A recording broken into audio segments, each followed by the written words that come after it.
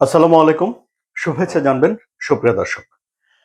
Iran যুক্তরাষ্ট্র যুদ্ধের উত্তেজনার ভেতরে আসলে রাশিয়া এবং ইউক্রেনের পরিস্থিতির দিকে আমাদের খুব একটা নজর দেওয়া হয় না। কিন্তু রাশিয়া এবং ইউক্রেনের ভেতরে একটা ভয়ঙ্কর ঘটনা ঘটে গেছে। সেটি হলো যে এবছরের জন্যে চলতি বছরের জন্য সবচেয়ে ভয়ঙ্কর হামলাটি বুধবার রাতে চালিয়েছে রাশিয়া ইউক্রেনে। রাশিয়া এই হামলায় ড্রোন ব্যবহার করেছে, স্বাভাবিক এটি তারা করে। তারা ব্যবহার করেছে ব্যালিস্টিক মিসাইল ক্ষেপণাস্ত্র। ১ ঘন্টা ধরে টানা এই মিসাইলের ওয়েভ চলেছে। ইউক্রেন জানিয়েছে যে তাদের ৯ জন মানুষ মারা গেছে, ২২ জন মানুষ আহত হয়েছে। আহত এবং নিহতের সংখ্যা দিয়ে রাশিয়া ইউক্রেন যুদ্ধের ভয়াবহতা এখন পরিমাপ করার সময় নয়। বরং ভয়াবহ দিকটা হলো এরকম যে রাশিয়া ব্যালিস্টিক মিসাইল ক্ষেপণাস্ত্র ব্যবহার করা বাড়াচ্ছে এবং ইউক্রেনের কাছে এই ব্যালিস্টিক মিসাইল ক্ষেপণাস্ত্র ঠেকিয়ে দেওয়ার মিসাইল নেই। মানে আকাশ প্রতিরক্ষা ব্যবস্থার গোলা ইন্টারসেপ্টর তাদের কাছে নেই। তারা রাশিয়ার এই মিসাইলগুলোকে ঠেকিয়ে দেওয়ার জন্য যুক্তরাষ্ট্রের তৈরি করা প্যাট্রিয়ট আকাশ প্রতিরক্ষা ব্যবস্থা ব্যবহার করে। যুক্তরাষ্ট্রের নিজেরই এখন প্যাট্রিয়ট আকাশ প্রতিরক্ষা ব্যবস্থা যথেষ্ট পরিমাণে আছে কিনা তা নিয়ে সংশয় প্রকাশ করে খবর প্রকাশ করা হচ্ছে। যদিও মার্কিন প্রেসিডেন্ট ডোনাল্ড ট্রাম্প বলেন যে তার কাছে যথেষ্ট পরিমাণে অস্ত্রের ভান্ডার রয়েছে। এখন এই যে রাশিয়া হামলাগুলো করছে, এই হামলাগুলোর সংখ্যা বেড়েছে। আবার ধরুন রাশিয়া দাবি করেছে যে তারা ওডেসাতে ৩টা কার্গো জাহাজে আক্রমণ করেছে, আঘাত করেছে। কিছুদিন আগে আপনারা জানেন যে জেলেনস্কি নিজেই এটি স্বীকার করেছিল যে ইরানের একটা জাহাজে হামলা করেছিল ইউক্রেন। ইউক্রেন দাবি করেছিল যে এই জাহাজে করে যুক্তরাষ্ট্রকে সামরিক সহায়তা দিচ্ছে ইরান। কিন্তু ইরান বলেছে যে এটি তাদের বাণিজ্যিক জাহাজ ছিল, বেসামরিক কাজের জন্য ব্যবহার করা, এবং ইরান আন্তর্জাতিক সম্প্রদায়ের কাছে বিচার দিয়েছিল যেন এটার একটা বিচার করে যে কেন ইউক্রেন এই আক্রমণটা করলো। এখন দেখা যাচ্ছে যে ৩টি জাহাজে আক্রমণ করেছে মস্কো, কিন্তু এটি যে ইরানের ঘটনার প্রতিশোধ তা কিন্তু নয়।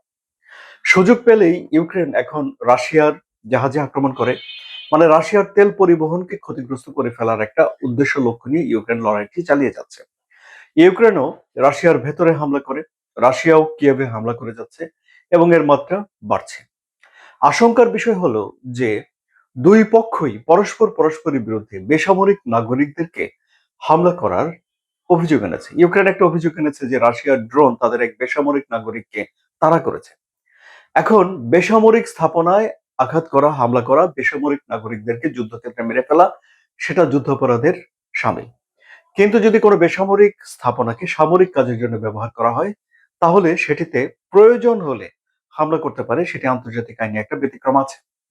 এখন ধরুন একটা জাহাজ একটা খাল দিয়ে যাচ্ছে, সেটাতে যদি গোলাবারুদ থাকে তাহলে সেটি সামরিক লক্ষ্যবস্তু। আবার ধরুন একটা সেতুতে তো সব ধরনের মানুষ পারাপার হয়। সেতুতে সাধারণ মানুষ যায়, পণ্য যায়, বেসামরিক জিনিসপত্র যায়। কিন্তু যদি সামরিক কাজে সেই সেতুটাকে ব্যবহার করে তাহলে সেই সেতু গুঁড়িয়ে দিতে পারে আন্তর্জাতিক আইনে সে ব্যতিক্রমের আওতায়। ফলে যখন দুই পক্ষকে অভিযুক্ত করে যে তারা বেসামরিক নাগরিকদের ক্ষয়ক্ষতি করছে, বেসামরিক স্থাপনার উপর আক্রমণ করছে, তখন তারা এসব অভিযোগগুলোকে অস্বীকার করে। ইউক্রেনও অস্বীকার করে, মস্কো অস্বীকার করে। এবারে যখন ইউক্রেন অভিযোগ করেছে, রাশিয়া বলেছে যে ওইসব জায়গাগুলোতে এই সামরিক যন্ত্রপাতি মানে সমরাস্ত্র এগুলো মজুত করা, সংরক্ষণ করা, তৈরি করা, এরকম নানা রকম কাজগুলো ইউক্রেন করে এবং ইউক্রেনকে সামরিকভাবে দুর্বল করার জন্য রাশিয়া এই হামলাগুলো করেছে। কারণ সামরিক জায়গাতে হামলা করা যুদ্ধের আইন অনুযায়ী বৈধ। এখন আসুন প্রসঙ্গ যে জেলেনস্কি তাহলে কি করছেন? তিনি কি চোখে সর্ষে ফুল দেখছেন? হ্যাঁ, ব্যালিস্টিক ক্ষেপণাস্ত্র যদি রাশিয়া ছুড়তে থাকে তাহলে ইউক্রেনকে চোখে কিছুটা সর্ষের ফুলই দেখতে হবে। এই ব্যালিস্টিক মিসাইল গুলো মহাকাশে উঠে যায়, সেখান থেকে বিদ্যুৎ গতিতে নিচে নেমে আসে। প্যাট্রিয়ট আকাশ প্রতিরক্ষা ব্যবস্থা এর বিপক্ষে একটা কার্যকর ডিফেন্স হিসেবে প্রমাণিত হয়েছে, কিন্তু এখন তার সংকট রয়েছে। ফলে জেলেনস্কি এখন ইউরোপে এবং তার মিত্র দেশগুলোর কাছে বারবার রিকোয়েস্ট করছে যেন কিয়েভকে রক্ষা করার জন্য সবাই যেন তাদের প্যাট্রিয়ট ক্ষেপণাস্ত্রগুলো দিয়ে দেয়। কিন্তু প্যাট্রিয়ট ক্ষেপণাস্ত্র ব্যবস্থা এখন কেউ কাউকে দেবে বলে মনে হয় না। বিশ্ব এখন সেই পরিস্থিতিতে নেই বলেই গণমাধ্যমের খবরগুলো থেকে জানা যাচ্ছে। এমনকি এমনও খবর আছে যে যুক্তরাষ্ট্রের এই প্যাট্রিয়ট ক্ষেপণাস্ত্র অন্যান্য দেশের যেসব ঘাঁটি রয়েছে, মানে মধ্যপ্রাচ্যে ইরানের আশপাশে যে 19টি ঘাঁটি রয়েছে, এর বাইরে যেসব ঘাঁটি রয়েছে দূরতম দেশে, সেখান থেকেও আনার তোড়জোড় আছে। যদিও যুক্তরাষ্ট্র এইসব খবরগুলোকে সত্য বলে স্বীকার করে না, তারা বলে যে না, এগুলো সব ভুয়া। তাহলে এই ক্ষেত্রে দেখা যাচ্ছে যে ইউক্রেন আসলে আকাশ প্রতিরক্ষা ব্যবস্থা পাবে না, এবং রাশিয়ার কাছে প্রচুর পরিমাণে ব্যালিস্টিক মিসাইল ক্ষেপণাস্ত্র রয়েছে। রাশিয়া যদি চায় এখন ইউক্রেনকে ব্যতিব্যস্ত করে তুলতে পারবে। ক্রুজ মিসাইল ডিজেল ইঞ্জিন দিয়ে চলে, কাজে এটি বিমানের মতো একটু হেলে দুলে চলে আর কি। সেক্ষেত্রে এটিকে সহজে চিহ্নিত করা যায় এবং সহজে ভেঙে ফেলা যায়। সুতরাং যুদ্ধ এখন বেশ ভয়াবহ মোড় নিয়েছে, দুই পক্ষই মরিয়া, দুই পক্ষই যত বেশিটা সম্ভব ক্ষতি করার জন্য মরিয়া হয়ে রয়েছে। এবং এই যুদ্ধ বন্ধ করার জন্য মার্কিন প্রেসিডেন্ট ডোনাল্ড ট্রাম্প যে উদ্যোগ নিয়েছেন, সেই উদ্যোগ এখন মুখ থুবড়ে পড়েছে, এটি আমরা বলতে পারি। কারণ ডোনাল্ড ট্রাম্প নিজেই এখন ইরান এবং যুক্তরাষ্ট্রের যে যুদ্ধ, সেই যুদ্ধের ঘোর পেঁচিয়ে গেছেন। এক এক সময় তিনি এক একটা কথা বলছেন। যুদ্ধটাকে ঠিক মতো তিনি শেষও করতে পারছেন না, ঠিক মতো তিনি লড়াইও করতে পারছেন না। কারণ মিত্রদেরও নানা রকম হিসাব নিকাশ রয়েছে, মধ্যপ্রাচ্যের দেশগুলোর নানা রকম হিসাব নিকাশ রয়েছে। সেসব হিসাব নিকাশ নিয়ে এখন প্রকাশ্যে সামনে আসছে। যেমন সৌদি আরব যুক্তরাষ্ট্রকে বলেছে যে আহ, আর দীর্ঘায়িত যেন যুদ্ধটা না করে যুক্তরাষ্ট্র, কারণ তারা ঝুঁকিতে পড়ে যাচ্ছে। এখন রাশিয়া ইউক্রেন যুদ্ধের ক্ষেত্রে কিন্তু এমন কেউ নেই যারা এসে বলবে যে যুদ্ধটা থামান, সবাই ঝুঁকিতে পড়ে গেছে।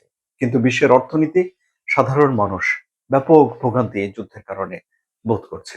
কবে সেই দিন আসবে যেদিন পৃথিবীতে আসলে যুদ্ধ বলে কিছুই থাকবে না? যুদ্ধ ছাড়া ভালোবাসার, সহমর্মিতার এক দারুণ পৃথিবী হয়ে উঠবে। আপনারা কি ধারণা করতে পারেন? আপনাদের মতামত কমেন্টে জানান।